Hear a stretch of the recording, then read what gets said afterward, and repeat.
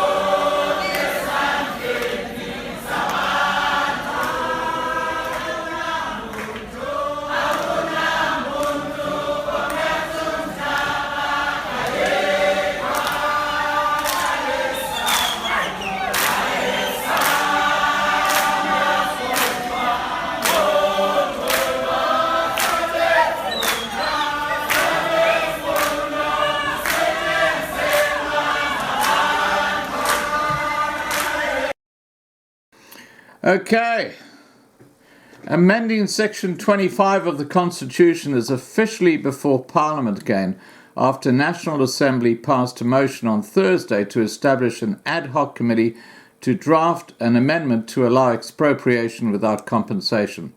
In the debate on the motion, the old fault lines between parties who supported amending the Constitution and those who did not have emerged yet again. The DA, IFP, Freedom Front Plus and AZDP opposed the motion. ANC Chief Whip Pemi Majadina brought the motion, which noted the Fifth Parliament adopted a report by the Constitutional Review Committee, or CRC, recommending the Constitution should be amended so Section 25 makes explicit that which is implicit in the Constitution with regard to expropriation of land without compensation as a legitimate option for land reform so as to address the historic wrongs caused by the arbitrary dispossession of land and in so doing ensure equitable access to land and further empower the majority of South Africans to be productive participants in ownership, food, security and agricultural reform programs. Now, before we go any further on this, let's make it quite clear that historically, the Bantu Nguni, or the black people, I'm not talking about the Khoisan because that's a totally different game. They are not part of these invaders who came down from the north into South Africa and settled east of Lesotho. When the white population settled South Africa and travelled up into the interior, there was not one Bantu Nguni to be seen. They settled land, they started farming it. Yes, there's some hiccups as far as the Griqua are concerned in places like the Free State, which certainly are unresolved issues, and that's the sort of thing that this government should be concentrating on. But nope. They are claiming that the blacks were kicked off their land. They weren't anywhere near those lands west of Lesotho. And there's a very simple reason to prove that. And it's not rocket science. The actual amount of rainfall that fell in a year on that side west of Lesotho was too small to actually support a livestock, which the Bantu and Nguni people depended on. That's why they stayed in KwaZulu-Natal, where the rainfall was higher. It's a very simple, logical situation. But the whole history has been totally turned on its head, and it's a load of BS that they're spinning now. So let's get back to the story here. Pami Majadina also noted an ad hoc committee was established for this purpose by the Fifth Parliament, but it had not completed its task before Parliament was dissolved, before the May general elections. the committee recommended that the matter should be concluded by the 6th Parliament. We must complete this. We are hungry. We want our land back, Majidina said after introducing the motion, to applause from the ANC and the EFF. DA Chief Whip John Steenhuisen said it was a smokescreen for the government's failure with land reform over the past 2 decades. He asked the CRC process was legally, procedurally, and constitutionally flawed. And he is correct. And I'm going to give you a legal opinion straight after we talk about this.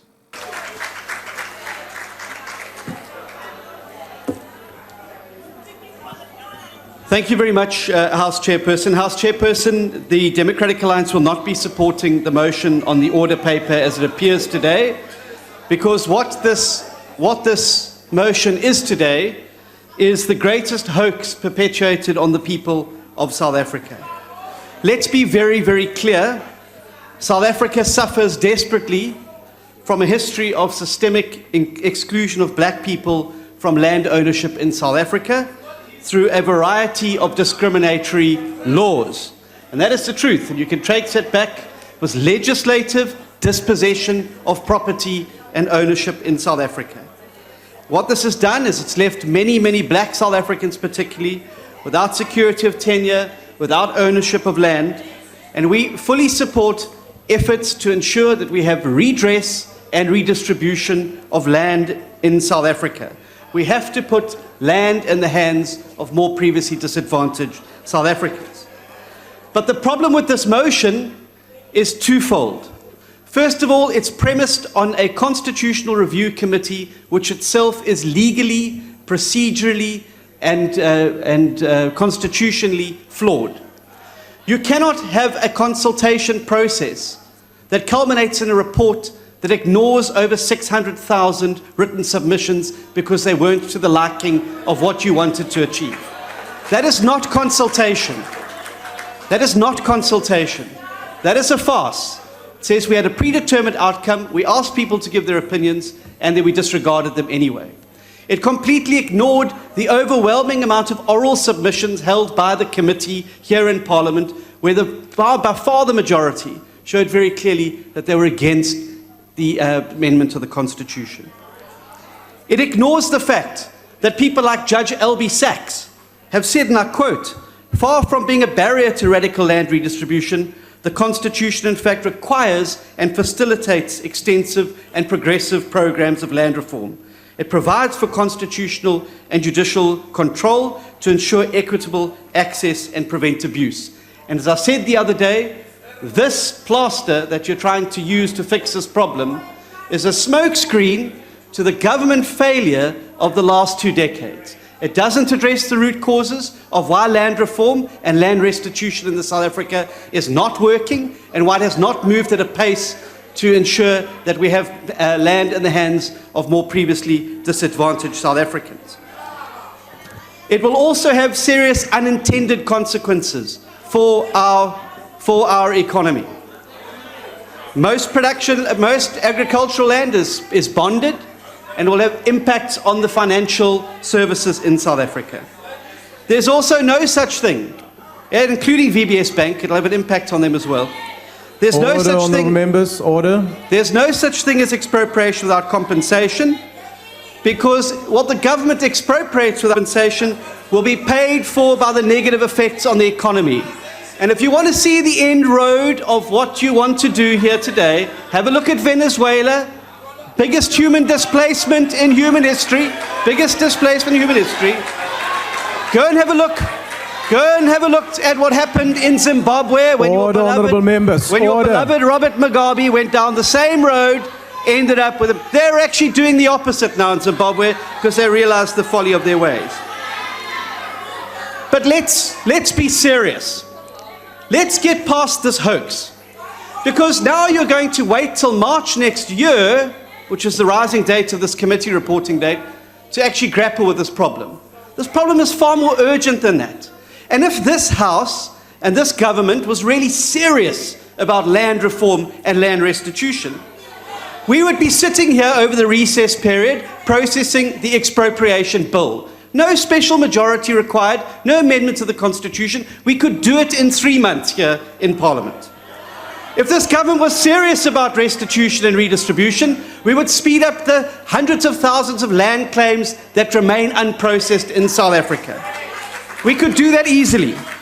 This government could spend the next 3 months doing a comprehensive land audit on well-placed state-owned land near urban centres where the real pressure for land and opportunity exists in South Africa.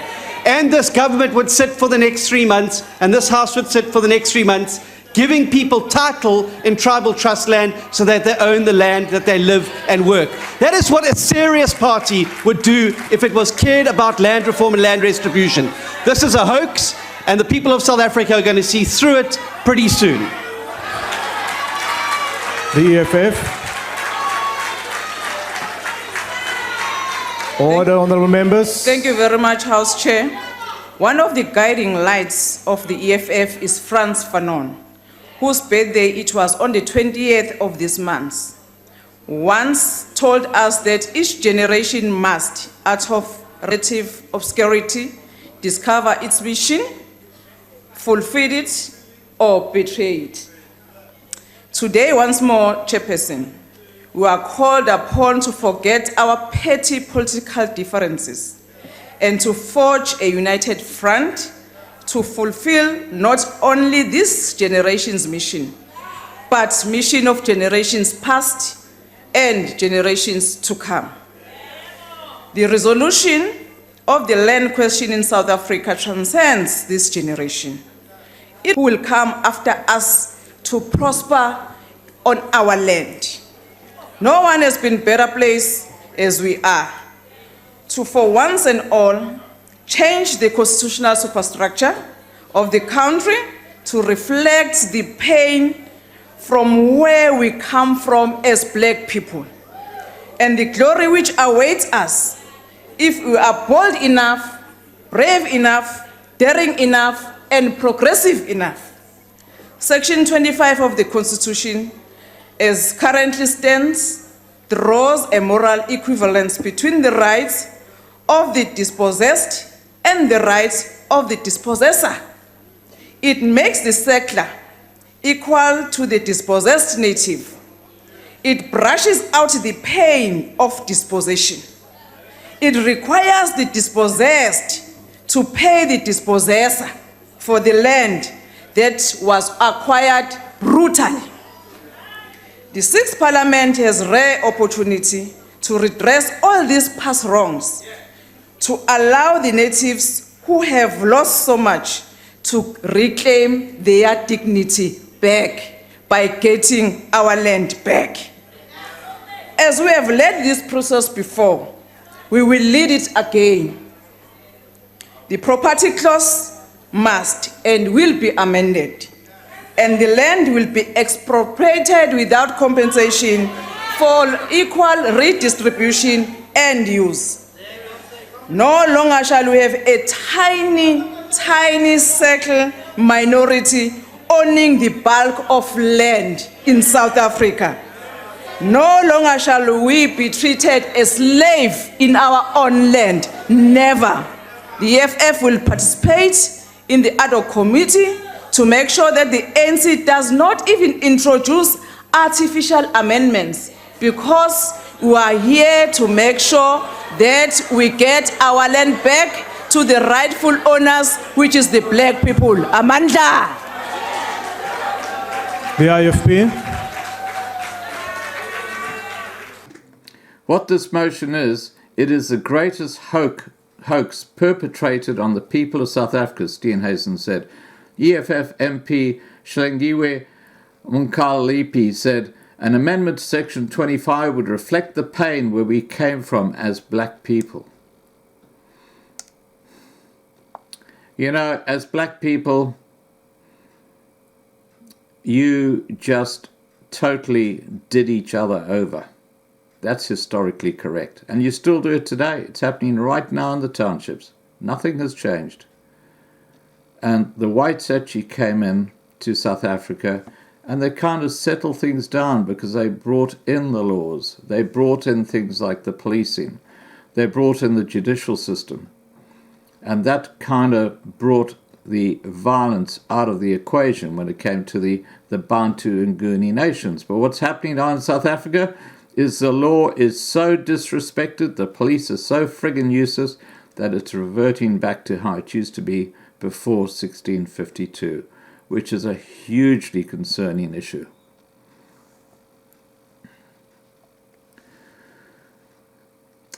Mkalipi added, it makes the settler equal to be dispossessed. She added the EFF would ensure the ANC does not introduce artificial amendments and that the land was returned to its rightful owners, which is the black people.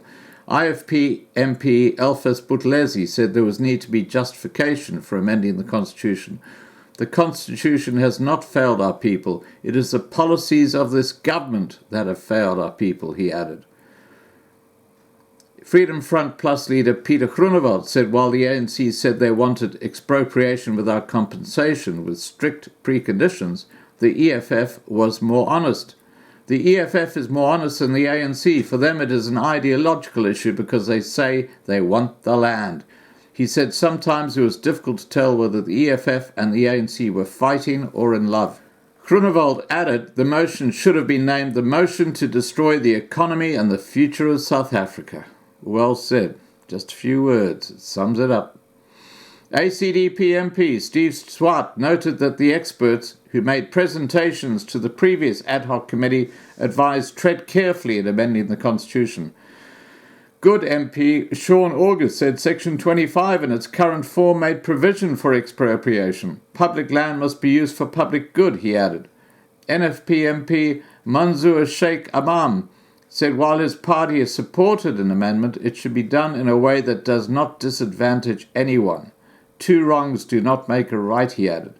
ANC MP Matole Motsheshaga said, South Africa's original sin was the violent dispossession of the Khoi and San people, and that the 1913 Land Act had consolidated the dispossession of the Khoi, San and black African people, which degraded and dehumanized our people. Before voting, the ANC MP started singing, with EFF MPs joining in, and that's what you saw just now. Now, getting back to what this guy, the ANC MP, says, he says it was a violent dispossession of the Khoi and the San people, and then the black people. Now, the truth is quite simple. The Khoi and the San people were tiny little groups that roamed around the central part of South Africa trying to eke out a living. In the case of the Khoi, it was with a few cattle, and in the case of the San, it was actually going around hunting. That was the difference between the two groups. They're very, very similar as people. But the white people came through, and they settled land. And yes, they did dispossess the Khoi and the San of their land. That is without question. Sadly, there are no Khoi left living in South Africa today. What you have is a coloured mix of Khoi and African and Khoi and white and different types of groupings, including the Griqua people. It's a very racially mixed group of people. But the original Khoi, the traditional Khoi, as 100% pure blood Hottentot or Khoi, there's not one left living today. And I challenge anyone to show me one who is 100% Khoi, because they aren't. They're gone. And it's a tragedy, but that's a reality. And it was smallpox that basically wiped them out.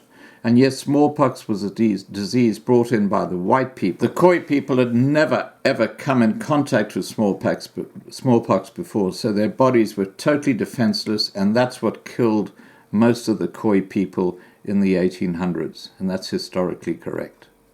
Now, what we've looked at here, what we've talked about here so far, is what the South African government is doing to expropriate land without compensation. Now, there's a very interesting commentary by a British legal expert on the expropriation of land without compensation, and he's talking about from a legal perspective. And this is what he has to say. And this is very important because it appears to me, and I think a lot of people would agree with me, that the South African government are completely breaking the whole idea of the Rainbow Nation. Not only that, but they are destroying a constitution which was agreed at the time that the white population handed over their country, as they saw it back then, to the ANC, who have totally destroyed the country in the meantime. And there's absolutely no one can dispute that. They've totally destroyed what South Africa was. And it only took them 25 years. Here's the article.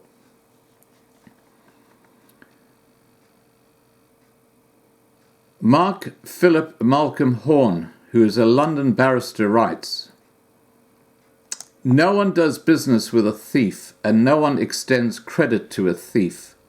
You cannot have land expropriation without compensation.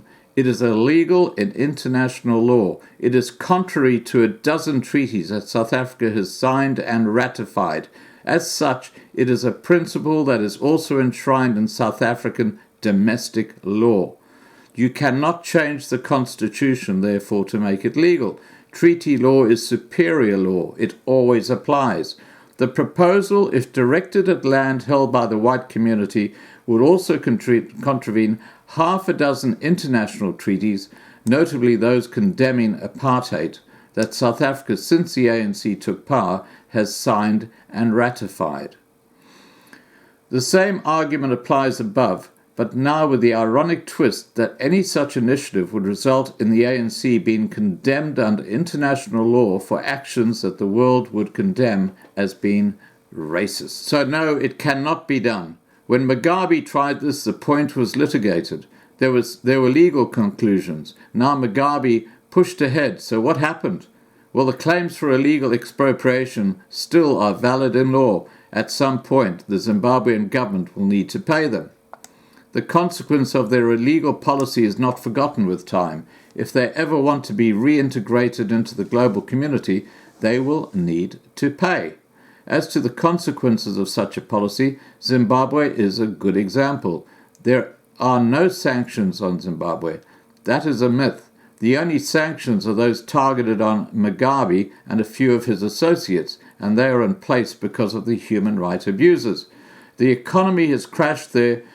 There is a 90% unemployment rate in Zimbabwe, for a very simple fact that Zimbabwe has shown itself to be a thief.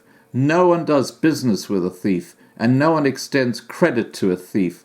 You cannot run a modern economy without access to the international market, and for that you need credit. The Zimbabwean economy has declined by 70% from what it was at independence, simply because no one does business with a thief. So what would be the consequence of a policy of expropriation without compensation in South Africa? Well, as noted, such a policy would be illegal. The international community will immediately take note that South Africa has become a rogue state.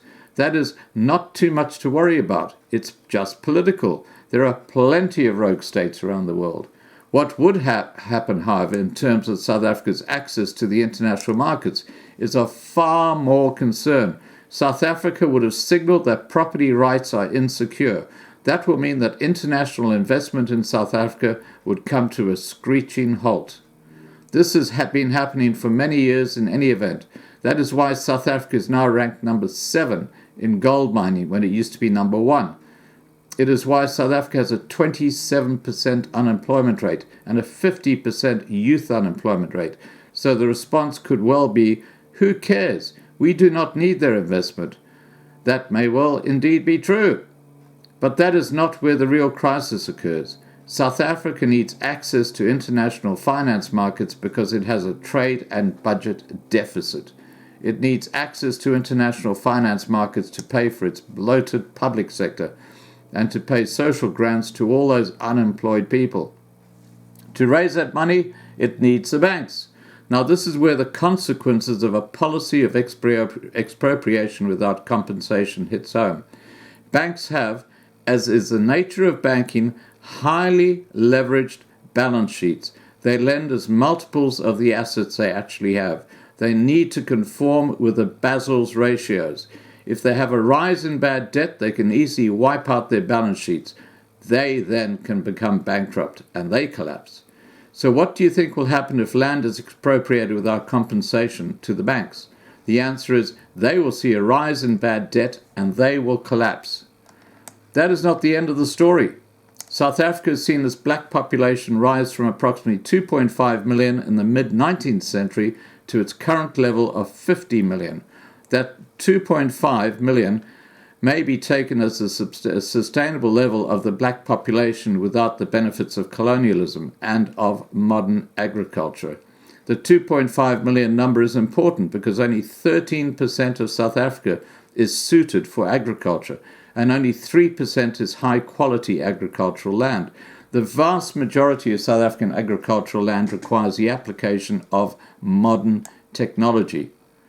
Farming in South Africa is highly capital intensive. Farmers depend on bank lending not only to buy their farms but also to provide essential working capital. So what happens if the land is expropriated without compensation, if the banks then collapse? Well, it means no one is able to provide the essential working capital. If the farms then collapse, then up to 95% of the existing black population is at risk of starvation. The banks cannot access international markets. International lenders will not lend. South Africa then descends into chaos. At point, the international community would probably intervene militarily to restore order. As such, South Africa would have become yet just another failed state in the traditional African mold. There's a reality check, guys. You know, Julius Malema and his mates can jump up and down and sing their little songs as much as they like, but they're heading for a beating. This expropriation of land without compensation is a complete disaster. And the L factor is completely missing, as usual. All right, guys, please remember to subscribe to be kept informed. Ring the bell for the updates and have a great day. Bye for now.